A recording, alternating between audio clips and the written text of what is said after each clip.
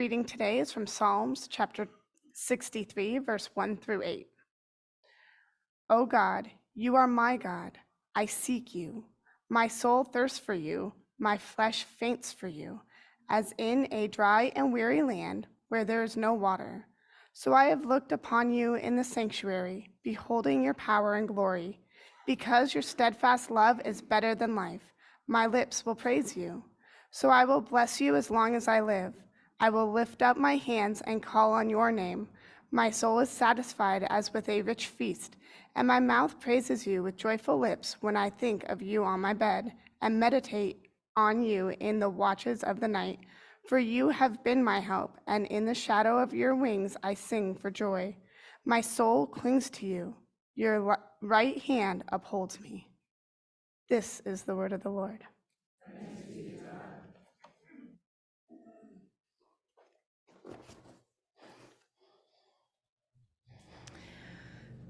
So as many of you know, I grew up in Southern California. And growing up, there was a weatherman who would often say at the beginning of his report, just another so-so day in California. Now, I remember hearing this and being confused by the statement and trying to figure out what he meant by that. The weather in California was not so-so. And finally, I couldn't figure it out, so I asked my mom what he meant when he said just another so-so day in California. And she explained to me that what he meant was so-so means same old, so-so. There was a good chance that the weather today would be like it was yesterday, and most likely, again, the same tomorrow, which I feel is in Phoenix too, right? We have so-so weather, just so-so. You know, it'd be the same, blue sky and sunny. And I understood the idea behind this comment, but I completely disagree. There is nothing the same about any day. Lamentations 3 says, "The steadfast love of the Lord never ceases. His mercies never come to an end. They are new every morning. Great is your faithfulness, O God." Each day is a new day and a new opportunity for us to live life to the fullest and bask in the blessings of God. But how often do we march through the day in that manner? Same old, living life like the opening phrase in the book of Ecclesiastes, meaningless, utterly meaningless, nothing new under the sun. Instead of living out the truth of Abraham's blessing from God, where God told Abraham, "I will make you into a great nation and I will bless you. I will make your name great and you will be a blessing. And I will bless those who bless you and curse those who curse you. And all peoples of the earth will be blessed through you." God's promise to Abraham was he would be blessed to be a blessing. But what does it mean to be blessed by God? It is more than a catchphrase, more than a hashtag blessed, which I have friends that do that. It is more than being grateful for the big things and the little things. I believe that blessing, being blessed, living blessing, is a way of life. We are to be a living blessing, acknowledging the blessings that we receive, sharing those blessings with others, and living out our blessing by praising God with our lips and with our lives. It is in acknowledging all we receive from God and living generous lives that we truly become a living reflection of that blessing. This morning, our Lenten journey through the Psalms takes us to Psalm 63, which Melody read for us a few minutes ago. It is a psalm of comfort and assurance in God's presence. Another psalm that's attributed to David, this one when he was wandering in the wilderness of Judah. Within these 8 verses, we see longing, thanksgiving, and blessing of the God who provides. Our psalm begins, "God, my God, it's you. I search for you. My whole being thirsts for you. My body desires you in a dry and tired land. No water anywhere. Yes, I've seen you in the sanctuary. I've seen your power and glory." So there in verse 1 and 2, we see the psalmist's vivid words describe the depth of his longing for God, thirsting, desiring, looking with his entire being. One commentator writes, the psalm presents the ideas that longing is healthy, that thirst for God's presence not only invites, but brings God's presence, and God's presence satisfies our longings. Longing is good. Yearning for God is an indication of strength, insight, and health. It is only through searching, through longing, that we are able to find God. God is always present, but we are not always aware of God's presence. So think for a moment, how amazing is it when we do see God, feel God's presence, recognize God in our midst? Verse 3-5 says, my lips praise you because your faithful love is better than life itself. So I will bless you as long as I am alive. I will lift up my hands in your name. I'm fully satisfied as with a rich dinner. My mouth speaks praise with joy on my lips. When we do experience the presence of God, it is then that our blessings commence. Here we get a glimpse at the psalmist's words of praise and blessing. It's seen as his statement of faith as he proclaims that God's steadfast love, God's hesed, is better than life. What a beautiful declaration of devotion, a statement of dedication. This is an expression of God's character and a description of the constancy of God's love. The Message says it this way, it says, in your generous love, I am really living at last. My lips brim praises like fountains. I bless you every time I take a breath. My arms wave like banners of praise to you. Our praise and blessing to God is to be constant in our lives, like breathing, something that we don't often think about, something that is automatic. We are constantly doing, we are constantly breathing. It's only when you have trouble breathing that you're aware of your breath. So imagine if our blessing God was like that, something that we didn't really have to even think about, but to know that when we're in trouble, God is there. Imagine if our blessing God was like that. Here we see that reminder that even when David was wandering in the desert, searching for God, God was present with him. And all that time, David continued to sing God's praises with his whole being. His praise was not hidden or silent prayer, but a public display that involved spoken testimony, physical gestures, and joyous singing. Verses 6-8 continues, and the psalmist writes this, whenever I ponder you on my bed, whenever I meditate on you in the middle of the night, because you've been a help to me, and I shout for joy in the protection of your wings, my whole being clings to you. Your strong hand upholds me. The writer continues to express his confidence in God's abiding presence.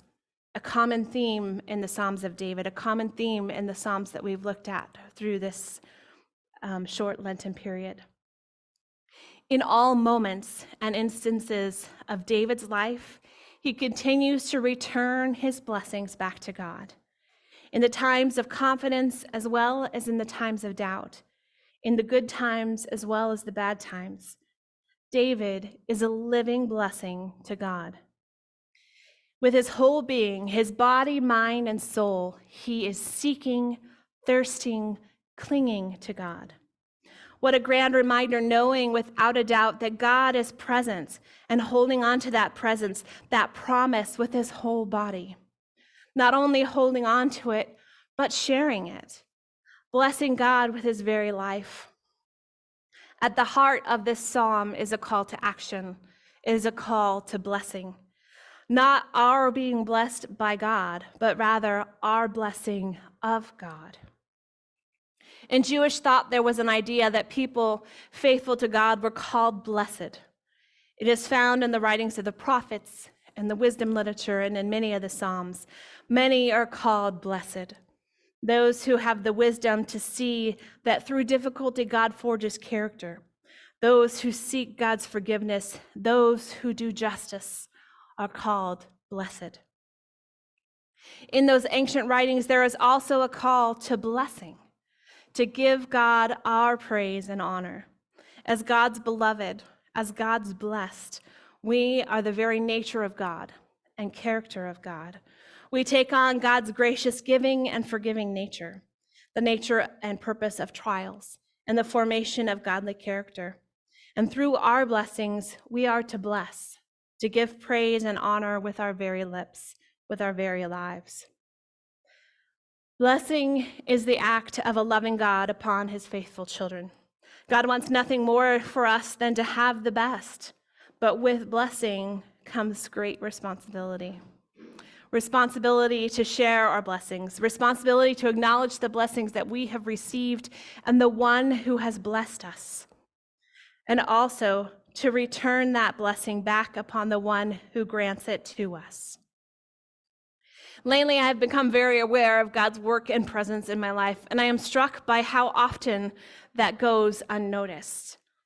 What I mean is, how often do we go through our day not recognizing God's blessings? How often do we attribute God's gifts to us as a coincidence or happenstance instead of blessing? How often do we ask God for something and not even recognize, one, when it happens, or two, to be grateful for the gift we have received? How often do we give God our praise and blessings, to live out our blessings with our very lives? I find it is a matter of mindfulness, an awareness of God's work in our lives. It is a matter of gratitude, being grateful and giving God the glory due for all that God has done and more. It is a matter of generosity, having a willing spirit to share with others what God has gifted us. It is being constant, every minute, every hour, every day, living our blessing like breathing without even thinking about it.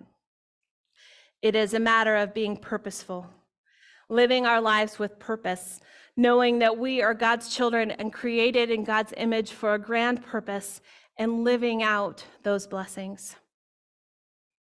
One of my favorite theologians and authors is Henry Nouwen, and in his book, Life of the Beloved, he writes this. He says, "It is remarkable how easy it is to bless others, to speak good things to and about them, to call forth their beauty and truth, when you yourself are in touch with your own blessedness.